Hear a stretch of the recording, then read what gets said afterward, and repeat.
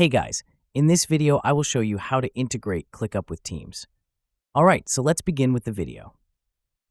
First, head over to ClickUp and log into your account. After that, you'll be taken to your ClickUp workspace, specifically the home area where you can see tasks, projects, and team updates. Next, navigate to the settings. Look for your profile icon and click on it. From this menu, go and click on Settings. Once inside, find and open the App Center. This is where all available integrations are listed. You'll see a wide range of apps designed to enhance ClickUp's functionality. Scroll through the options until you find Microsoft Teams, which is our focus for today. Once you locate it, click on it. Now, click on the Connect button. This will initiate the integration process between ClickUp and Microsoft Teams. Depending on your browser settings, you might be prompted to sign in to your Microsoft Teams account, so make sure you have your Teams credentials ready.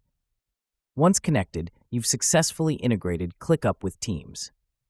And that's it. So that is how you can integrate ClickUp with Teams. So that's all for this video. Thanks.